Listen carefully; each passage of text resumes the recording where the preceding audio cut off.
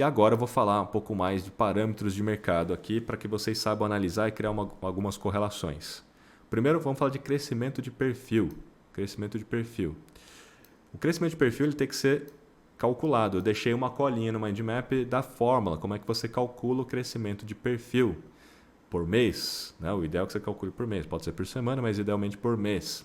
Então você vai pegar os seguidores no final de um período, então vamos supor, o mês de setembro. Então ali no dia 30, vai até dia 31 ou 30, enfim.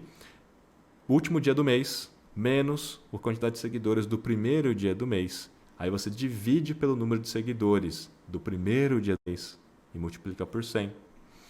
Então, você pega a quantidade de seguidores que você tinha no final, a quantidade de seguidores que você tinha no começo, um menos o outro, desculpa, divide pelo número de seguidores que você tinha no começo e multiplica por 100. Você vai chegar numa taxa, que é a taxa de crescimento do perfil. No LinkedIn, gente, a taxa no último mês agora de agosto, uma taxa média, tá? Foi de 2,17%. Se a gente olhar a análise histórica, a gente está falando de alguns picos de 4%, 3% e tal, o que dá para a gente entender que, bom, se eu ficar acima de 2% tá legal, se eu conseguir chegar a 4% já aconteceu uma vez, e lembrando que sempre isso aqui é uma média, e as médias são puxadas para baixo, porque na grande maioria das vezes os perfis não conseguem fazer um bom trabalho e não conseguem ter um bom crescimento. Então isso é parâmetro, mas não é meta, tá? Se você está abaixo do parâmetro, obviamente que a sua primeira meta é chegar no parâmetro. Mas você deveria ficar acima disso com certeza, sabendo dessa informação. No Instagram, a taxa de crescimento no último mês foi de 1,79%, mas tivemos aí picos de 3,37, 2,52.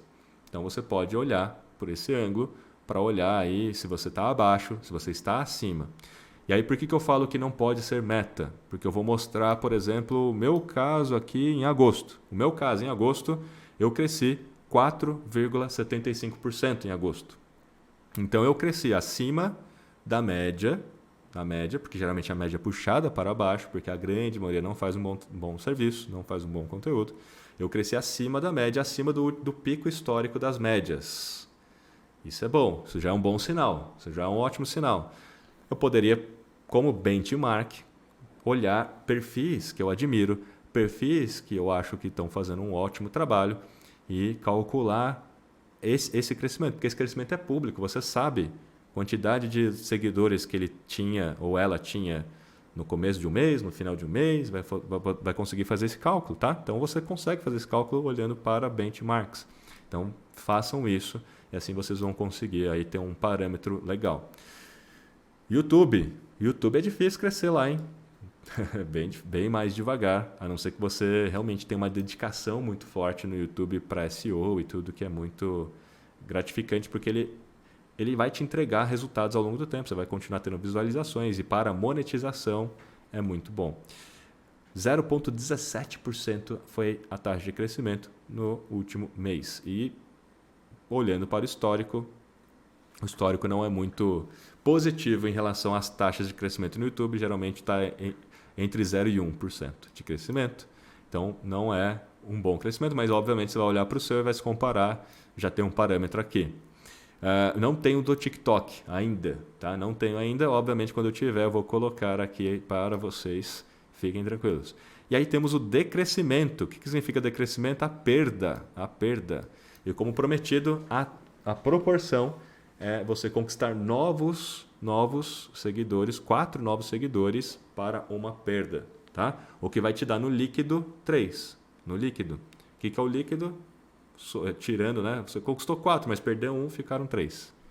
Ok? Essa é uma proporção saudável.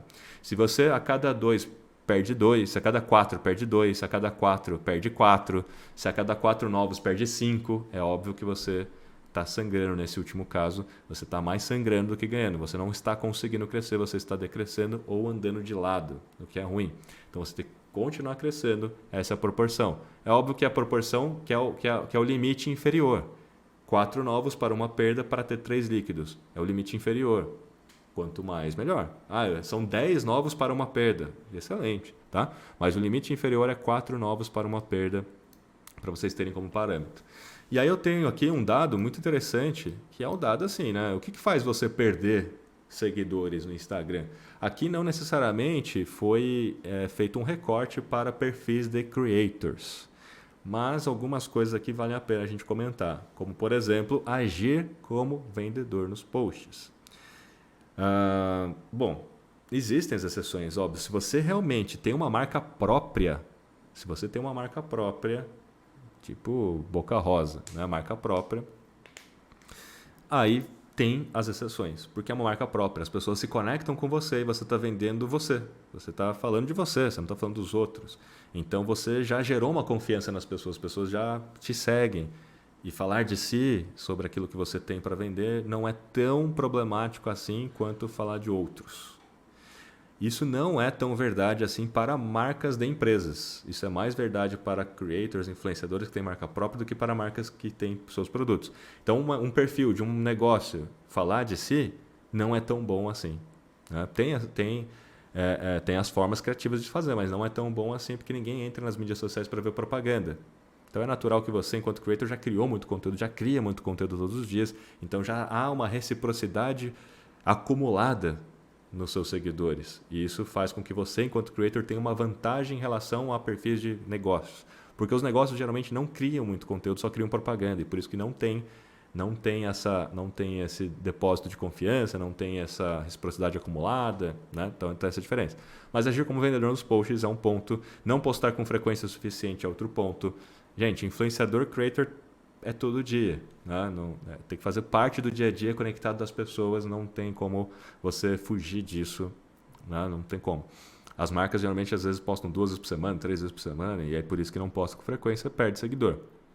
Remoção de seguidores por bots.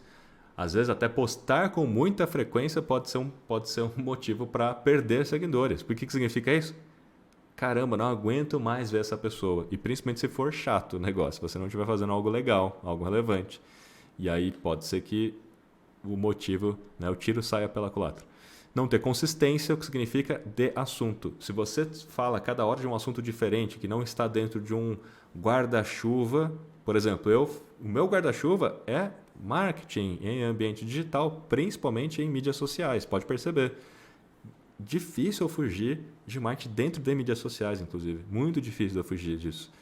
Começar a falar de outras coisas, só porque eu tenho muitos seguidores, ou só porque eu quero engajar, porque de repente entrar numa trend, uma tendência qualquer engaja, faz com que eu perca a minha consistência. E isso faz com que eu perca também seguidores. Então, tomem esse cuidado.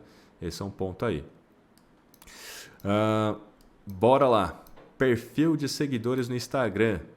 Outro ponto também importante para a sua análise de crescimento de perfis é que é natural você ter uma proporção de seguidores reais, seguidores em massa, influenciadores que te seguem, que são pessoas que também têm muitos seguidores, e fakes, bots.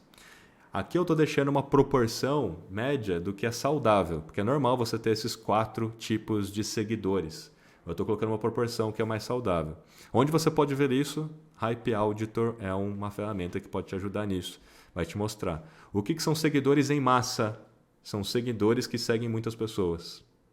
Então, se você tem um seguidor que, por sua vez, segue mais de 200 pessoas, 300 pessoas, é um seguidor em massa.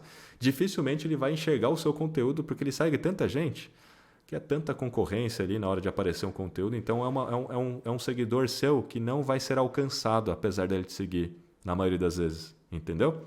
Então, não é tão bom ter seguidores em massa. Influenciadores é ótimo, mas é sempre a minoria. E tem os bots e fakes, que é uma praga nas mídias sociais, né? Bots e fakes. Então, olhe essa proporção dos bots e fakes. Por isso que não dá para comprar influenciador, fazer campanha, usar hashtags amplas em inglês. Hashtags amplas em inglês, gente, é isca para bots e perfis fakes, tá bom? É isca. Hashtag sextou, hashtag TBT. Muita gente usa TBT, esse negócio aí dá para pavor de usar isso. Porque o mundo inteiro vai usar esse negócio. E aí os bots estão todos atrás disso. Hashtag amor, love, sei lá. Essas amplas em inglês, sabe? Isso sempre atrai bots. Sempre atrai fakes. Enfim,